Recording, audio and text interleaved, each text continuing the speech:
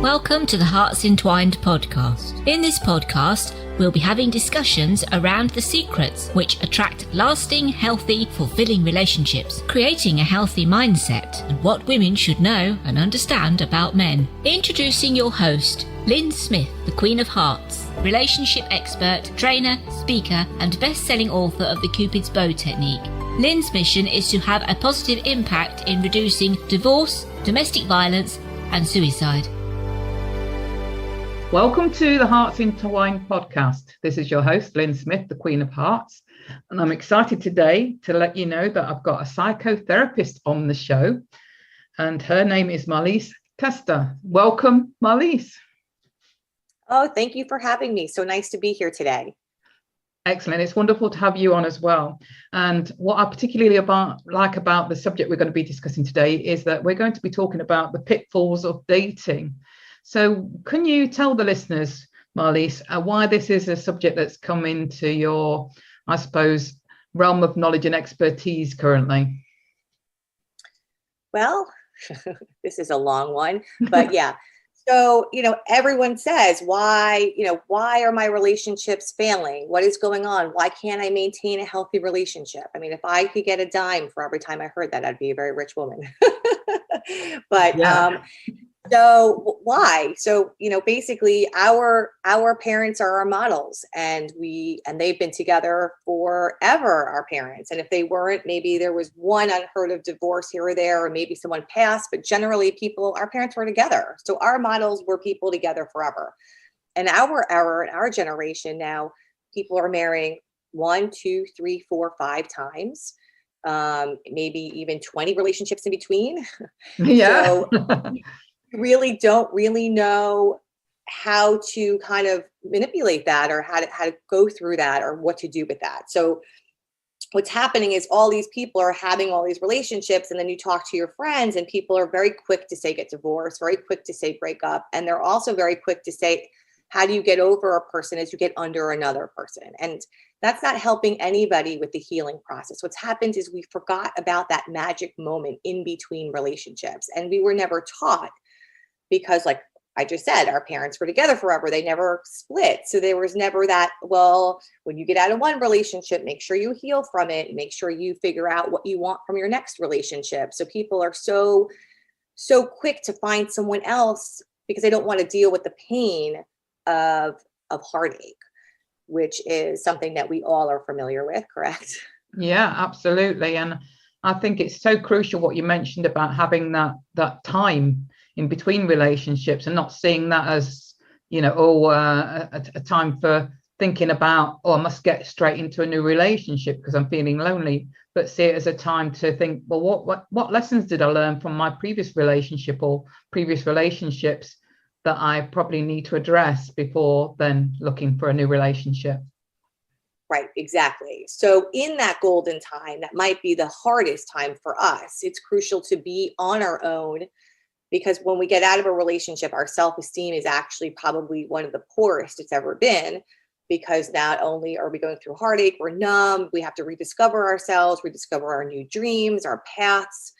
So that's a really good time to reflect on ourselves, figure out what we want from our lives again, figure out what happened in that relationship, take responsibility for what went wrong on your part, try to figure out your non-negotiables and the things that you want moving forward, because it's kind of like dating is kind of like shopping, especially as you start dating more, you know more of what you want versus what you don't want.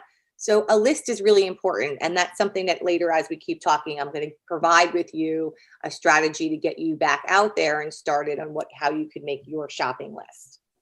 Excellent. Love that. So to start off with, then, what would you suggest in terms of, for me, I suppose I understand, and some people don't necessarily understand when they're actually in the single phase, that you don't need to see that as being a bad thing, because obviously if you haven't healed some stuff, quite often what we do is then take all that baggage and hurt and heartbreak with us into our next relationship and end up with the same relationship but with a different person, don't we? 100%. That's exactly why my book is called Stow Your Luggage, because I thought luggage was a little bit classier than baggage. Baggage kind of has a negative content to it, but luggage sounds a little bit nicer and neater. But yes, 100%. So if we roll into each relationship, what we're doing is we're taking all of the issues from the relationship before, and we're just rolling them into the next one. So if we don't heal in between, what we're doing is we're actually punishing our next relationship person for the things that our other past exes have done to us. So, which isn't really fair. But I think that once again, it's that uncomfortable feeling of heartache that people want to run from, where being single and going through that is so important, because what we really need is our friends and our family and people that love us to support us in that time. And being single is, like you said, like it's kind of got a really bad name, but it's actually, when you're on your own, it's like, it's the time of our life that we actually evolve and we figure out more of who we are and we grow internally. And it actually, we're supposed to have phases of our life that we evolve. And if we don't do that, we kind of get stuck. And then if we get stuck, then it could kind of cause depressions or anxieties and different other things that will come out psychosomatically. So it is better to evolve and embrace the that time where you're on your own, rediscovering who you are, which is a magnificent thing, I think. Yeah, absolutely. And a lot of people are afraid to be single, I think, sometimes, especially if they've been, in a very long-term relationship that suddenly ended. But, I think, speaking from personal experience, it can be a fantastic time, to prepare yourself properly for a really healthy relationship next time around. 100%. A lot of times people, they get used to having someone there, but at the end of the day, even when you're in a relationship, you're alone. You're your own human being. You do your own things. A lot of what I talk about in my book is like your self-esteem and your confidence. And I think that people, when they're in relationships, they forget that they're their own person and they're not doing the things that they need to do to keep themselves happy. And actually, when you're single, you get very good at that. And then when you have a healthy relationship, you're supposed to just integrate that in. And you're two people that are living parallel, but are keeping their lives happy by doing their own things that keep them happy, because it's not somebody else's job. It's yours. Absolutely. It's yours and yours alone. Yeah, I think we quite often, fail to realize we need to take responsibility for creating our own happiness, don't we? Rather than look to a partner to make us happy. Right. And I think that's when people fall into those patterns of thinking that that person made them happy because they don't want to feel that empty feeling. And then they go right back out trying to find someone else to make them happy. And that's not really the answer. Nobody can make you happy but you. This is your own journey, and who you pick to have with you on this journey is who you pick.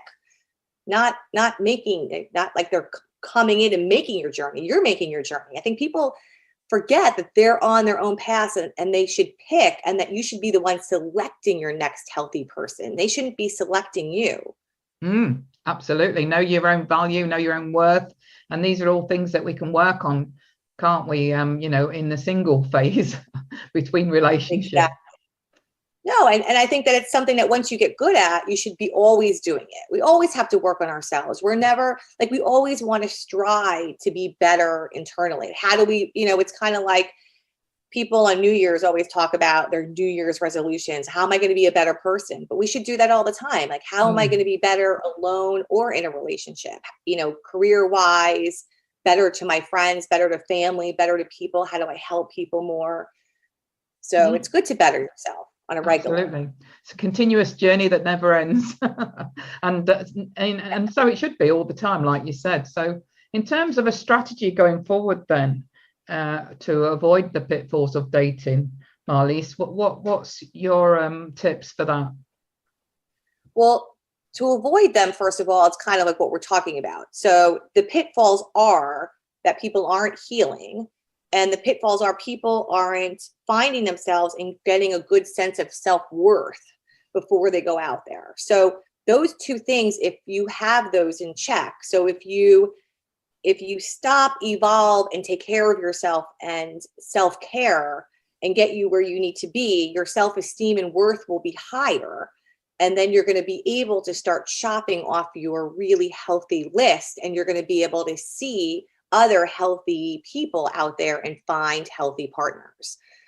So those are the two things that need to be in line. One, you need to evolve and know what you learned and what you want.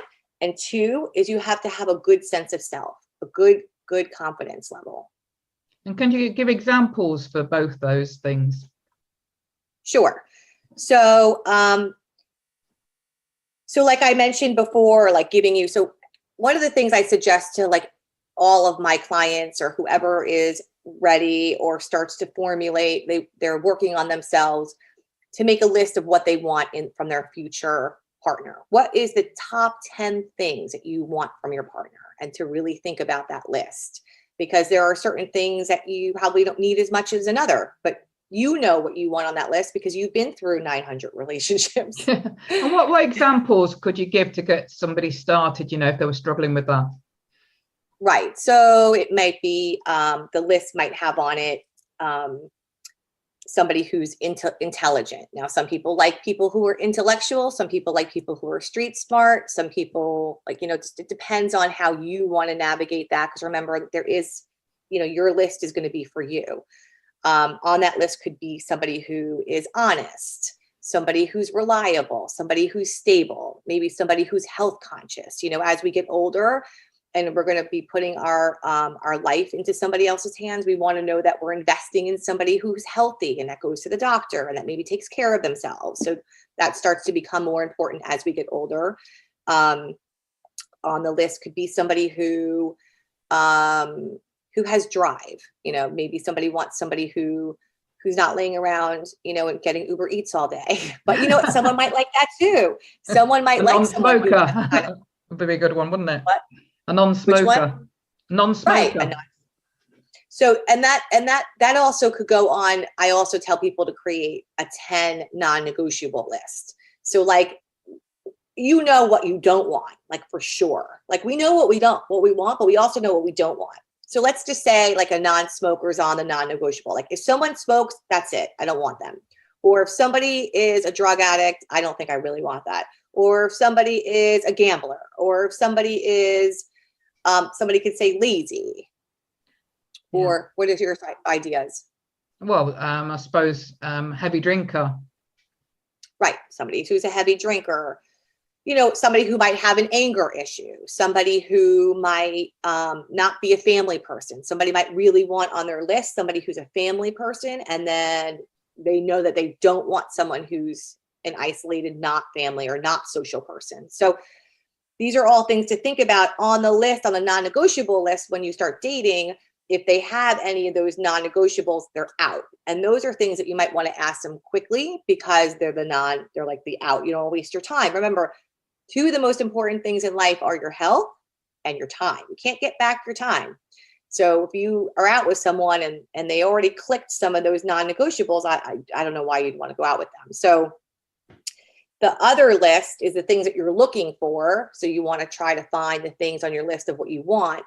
But I also narrow it down. So I make it more complicated for you. So after you make the 10 things of what you want, I say circle the 5 must have. So you're kind of like really getting the things that you want, because if the list is 10, then it's fantasy land. I mean, we're not going to find a perfect person out there. So we don't want to be in any delusional world that we might end up finding a person who is cute, but they have great conversation and they're honest and they're trustworthy. And those are the things on the list.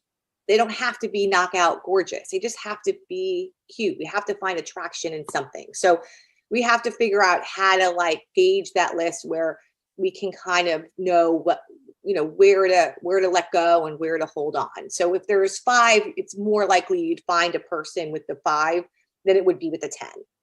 Yeah, absolutely. I 100% agree with that. And also, I think, fortunately, for the most part, my experience is that women are less sort of visual than men. So men do tend to go on physical looks more, I feel, in my experience, rather than women. Women tend to in general, obviously looks are important, but they do tend to go on how a man makes them feel more, rather than, you know, the physical attributes.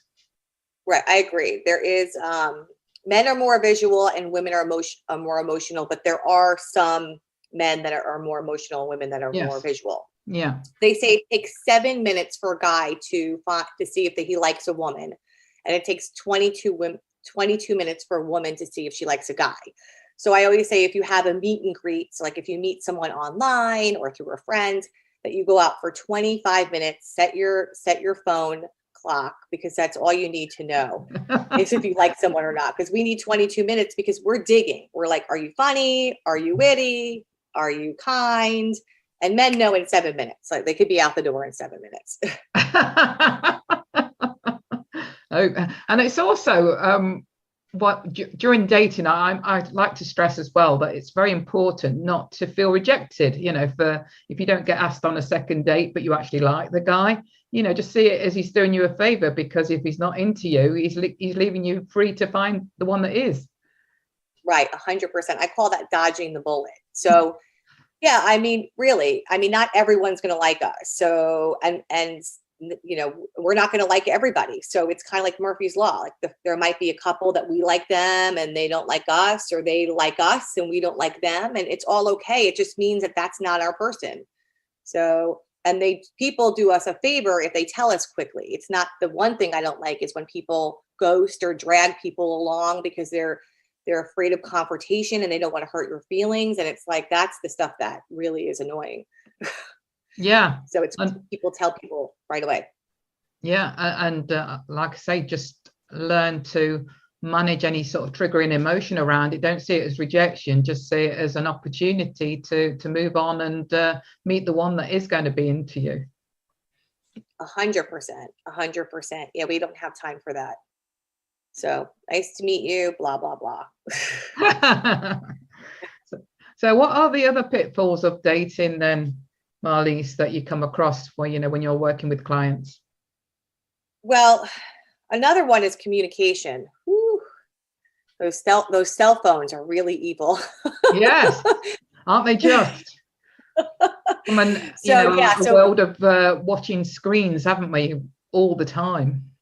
Oh, I know. It's really creating like a nice level of ADD for everybody, I think, because it's like everyone's like squirrel, squirrel, squirrel. You know, things are binging, banging. You don't know what's going to bing next. So, yeah. So basically, I think people are using text messages in the wrong way. So, you know, obviously the younger generations more so than the older generations, but I'm not going to generalize, because I think that everybody likes the idea that they could hide behind their phone.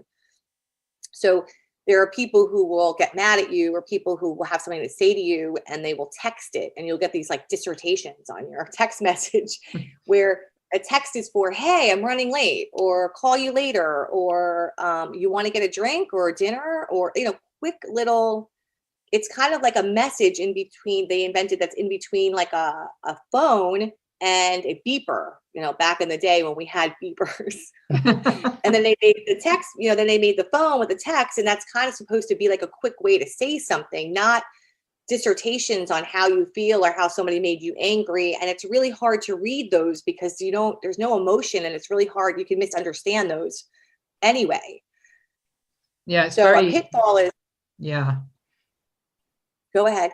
Yeah, I was just going to agree with you and just say that, you know, it's so easy to misunderstand the written word, isn't it? Because you don't know what tone of voice it's been written in, you know, and it's really a minefield to sort of, like you say, navigate and advise people around, because really, like you just said, it should be short, sweet messages, not anything that's a whole story around something, because there is so much room for then to that be taken out of context. Right. So it's usually, if you have something to say to somebody, especially if it's emotional, it should be like, hey, could we talk later? Could we set up a time to meet or talk?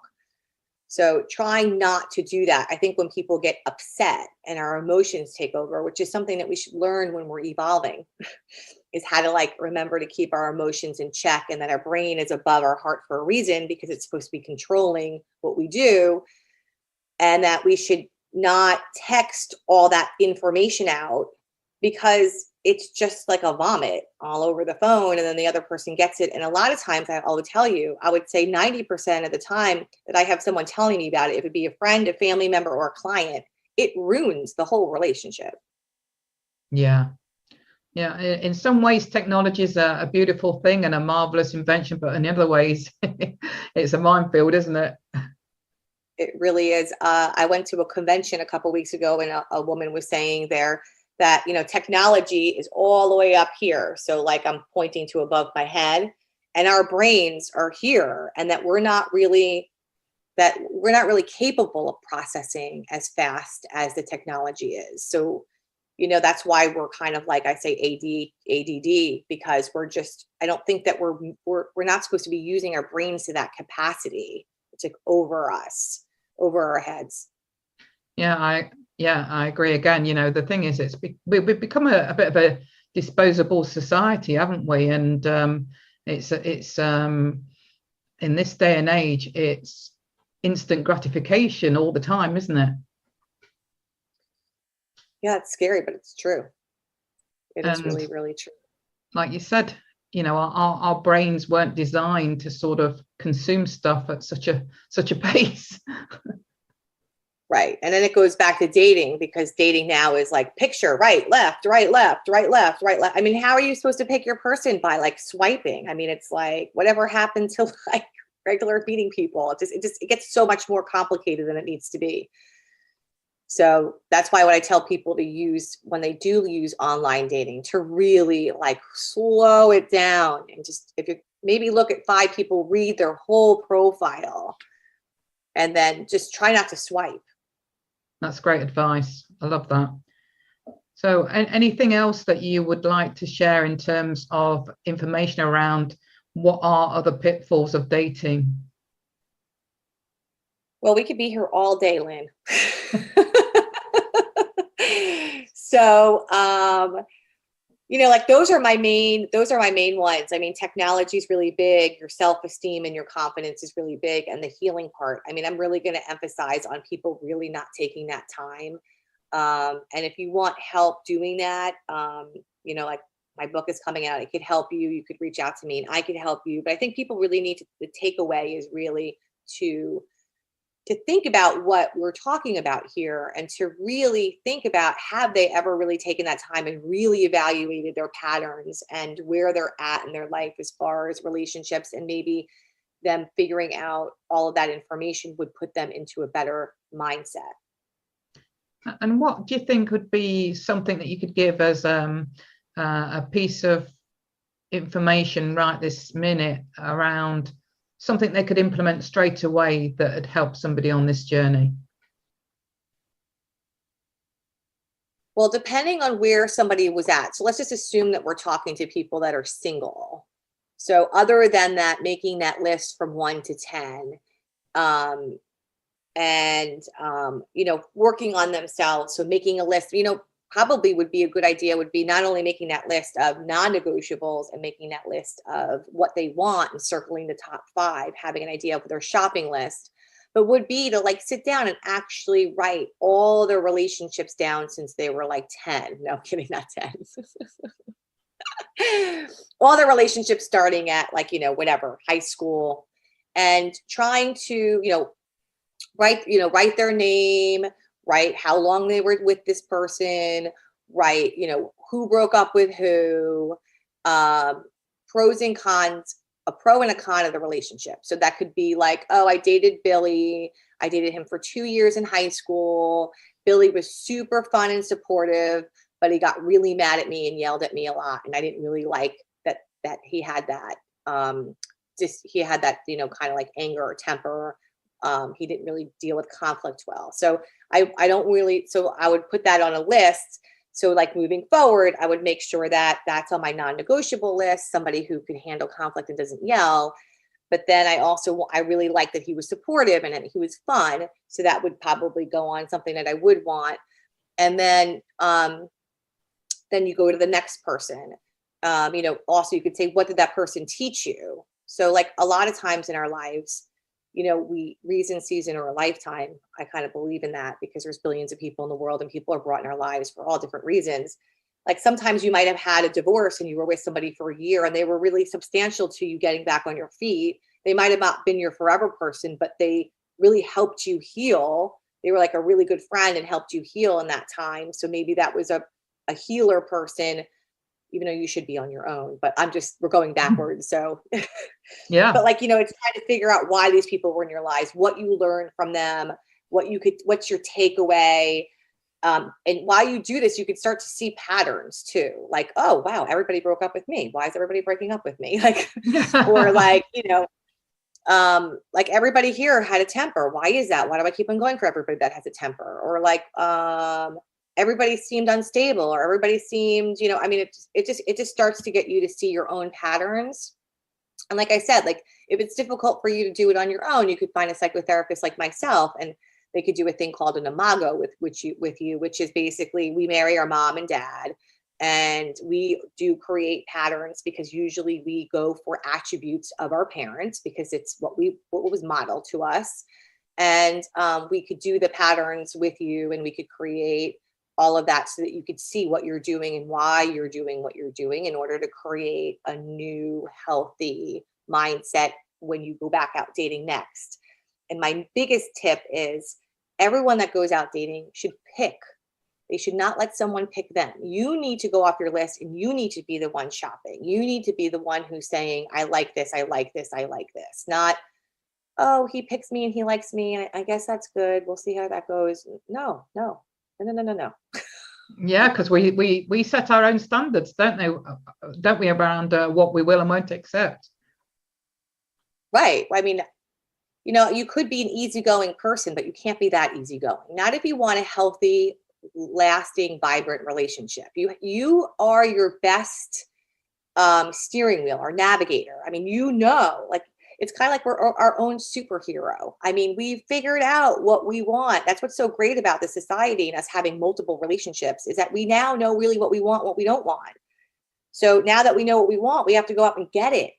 It might take longer. You might be single longer, but it's worth it because when you find it, you're going to have that person forever, and that's worth the wait.